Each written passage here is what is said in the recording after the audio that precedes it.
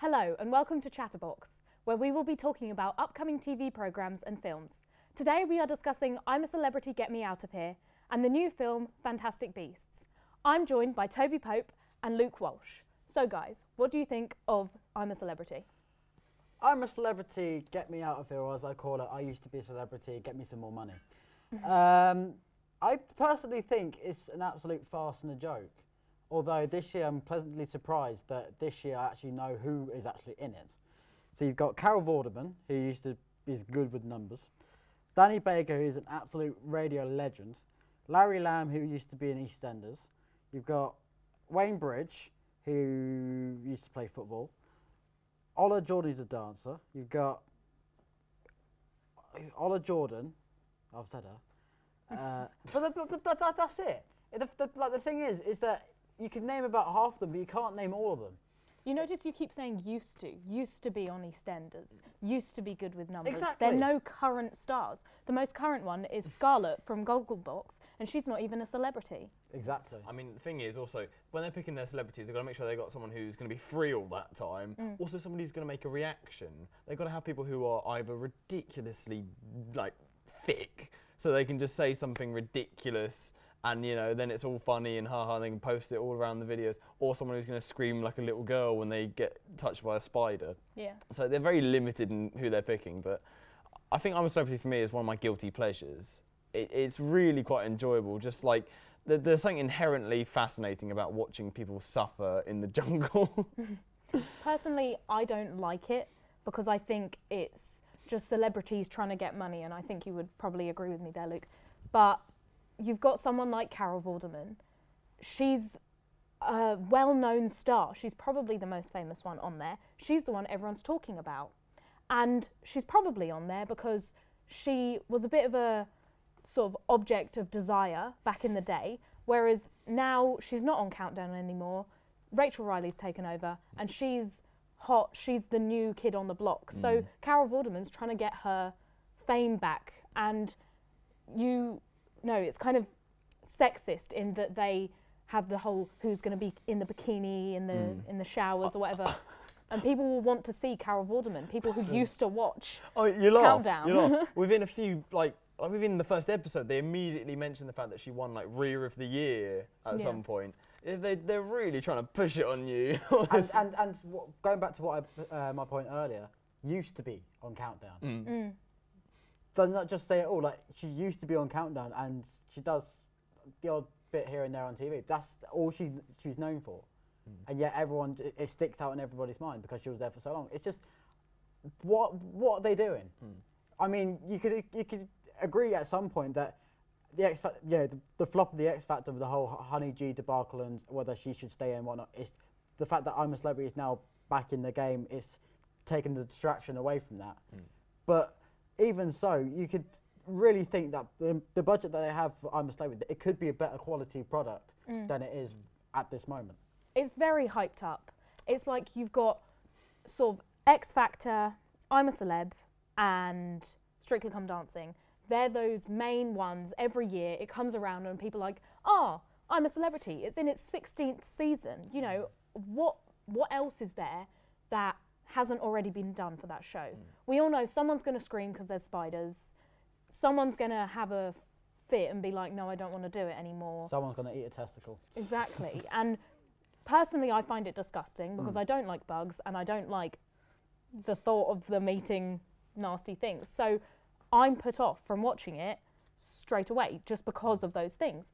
And I like something like Strictly Come Dancing. But then you've got the crossover.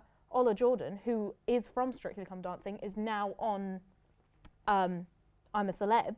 So even the celebrities that are doing it are getting bored of the ones that they're on. One question I'd like to ask to both of you is, it's been, like you said, it's been going on for 16 seasons. That's 16 years of stuff, and they make it how many hours across the entire season? It goes on for days on end, hour every day. It's impressive but ridiculous. But the question I was going to ask is, do you watch some of the trials in the newer season, like the Bush Tucker trials, and do you get excited by them? Do you find them fascinating, interesting? Luke? Boring? Yeah. It's just, I've seen it all before. I mean, the eating challenges, the cyclone one where they go up with a big massive fan and the whatnot. I've seen it about 1 million times. I would definitely agree. It's not interesting anymore. And to be honest with you, with Strictly Come Dancing, you know what you're getting. With I'm a Celebrity, it's just cliche after cliche after, oh, let's eat a testicle. Oh, let's eat a spider. It's just, why bother? Thank you, Luke. Thank you for that, guys. We're just going to have a quick break before we come back and do a question round.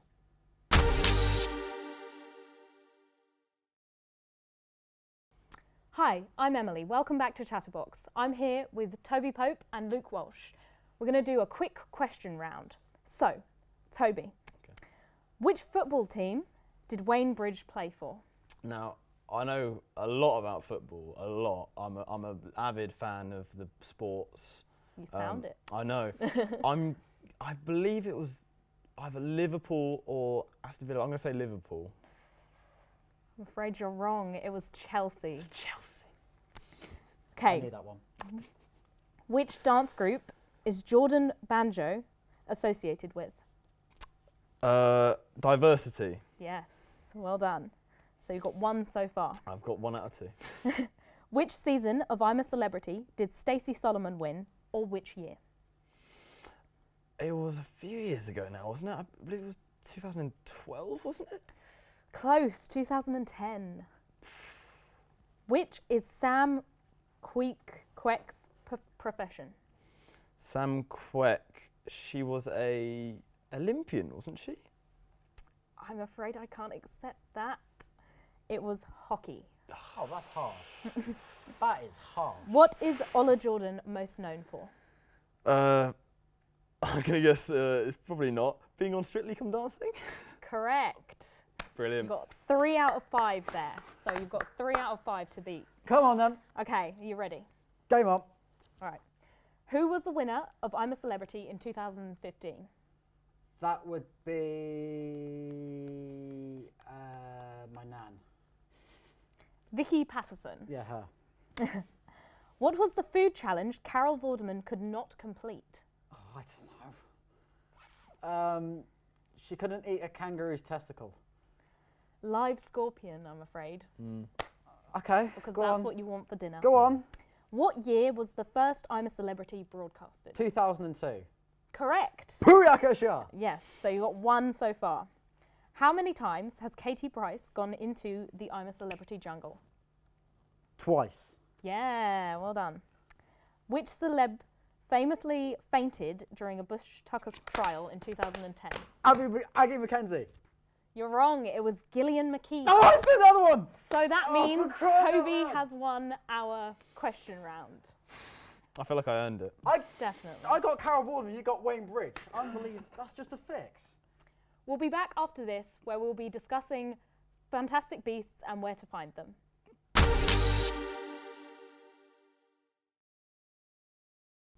Welcome back to Chatterbox. I'm Emily Hill and I'm here with Luke Walsh and Toby Pope. So, we'll be discussing fantastic beasts and where to find them. What do you think, Luke? Do you want to go first on this one? I'll say it.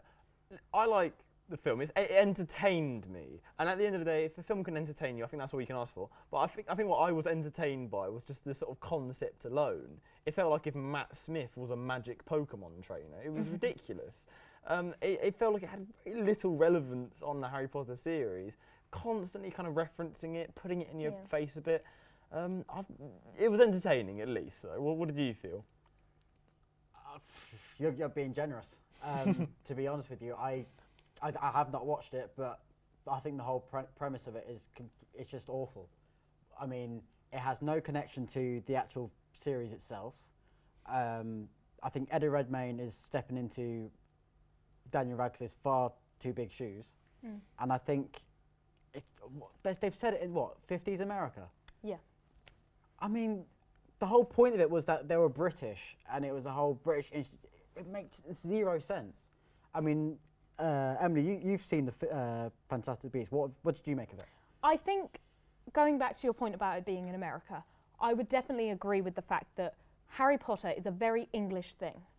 And so by taking it to America, it's taking it away from Britain.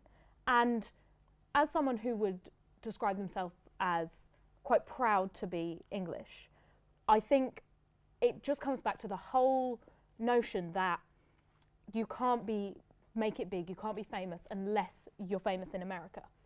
And so J.K. Rowling herself is English, set this in Britain for a reason. So why has she gone and thought, we need to set this in America?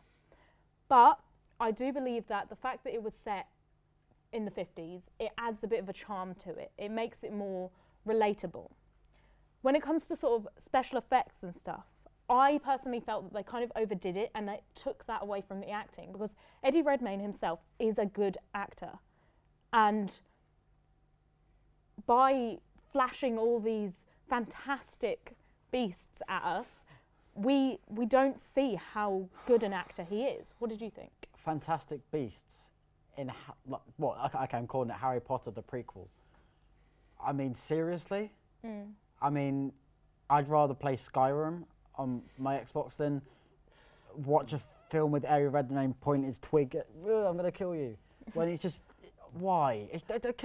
Could you even like make the link between the prequel and how it's meant to relate to the first book? Well, I think that's the thing that, a lot of people will complain about, but in a way it could also be a good thing, is how it is its own series. I believe it's going to be a 5-part series. Yeah, I did hear that. So in a way, do you think it's almost a good thing that they haven't completely just gone for like following its father's footsteps in a way, like really trying to mimic Harry Potter? But the worst thing is that they had it set up for a sequel, not a prequel. Like at the end of the 7th book, the 8th film, was it Harry and Ginger? Ginny? Ginny? Yeah. They had children and they were going, do a film about that. Yeah. And connect it back. That would have been a better film than Fantastic Beasts, in my opinion. Well, that links to J.K. Rowling's The Cursed Child. That's a stage play, I believe. She's kind of going into everything now. She's got books out, she's got films, she's a screenwriter now, and a playwright. She's conquered it all. The thing I found interesting, and spoiler alert, Johnny Depp just turns up for 30 seconds at the end. That was something I was not expecting. So it was almost... Okay, I'll give you that. Yeah, it was almost like they thought, we can only afford 30 seconds, but we'll get him in anyway, because that way you've seen him. It's like Daniel Craig in Star Wars 7. Yeah. It's like, that's worth it. To tap into the casting a bit, what about the character of, I think it's Jacob Skowalski? Yes. I felt his character was actually quite interesting in that most, like we've talked about how most kind of these characters in these sort of films are these pretty skinny white, pretty boys who are all a bit quirky and have their own sort of fascinating little things. But the character of Jacob Skowalski is immediately brought on, and he's sort of a bit chubby, a bit kind of clueless, a bit sort of, he's a bit of a doofus, and you immediately think he's going to be a throwaway character that's used for a joke. But then he keeps going, and you sort of grow attached to him. And the chubby guy, Jacob. The chubby guy. I think he... Sorry, are they just trying to remake Neville Longbottom? No, well the difference is he's completely clueless to the magic world. So I'm clueless. What has Jacob got to do with Harry Potter? I think what it is it kind of immerses you in the experience, because you feel like you're part of the story. You follow him. So. Okay, thank you for your views on that. We're going to have a quick break before we come back for a question round.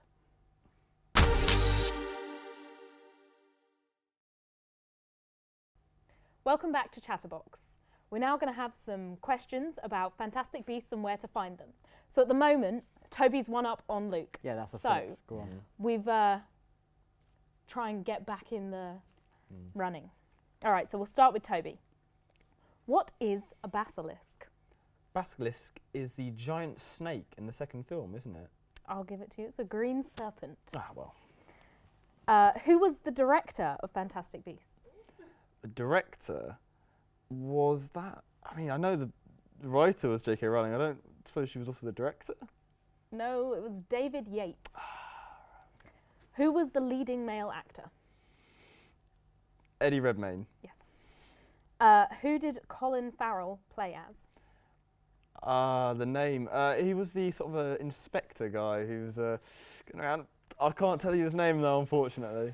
Percival Graves. Right. What house does Newt Scamander belong to? I'm going to guess Gryffindor. Hufflepuff. He's friendly. He's going to be a Hufflepuff. So you managed to get 2 out of 5. Brilliant. Right, Toby. I stand a chance. Okay, Come on. You come on, haven't watched Luke. the film. Come on. You can do Come this, on. Luke. All right, are you ready? Yes. All right. Where are you most likely to find a gnome? In a garden. Correct. Yes. Come on. Sirens, Selkies, and Merrows are better known as Little Mix. mer people. Obviously. Oh, yeah. The centaur has the head, torso, and arms of a human and the body of... Oh. Oh, I know this. Bull. No, it's a horse. I knew the. The chimera has a goat's body, a dragon's tail, and the head of A serpent. I don't know. a lion, I'm afraid. How was I meant to get that one? Where are the nifflers from? Sorry, can you repeat the question, please? Where are the nifflers from? The Nifflers. Nifflers.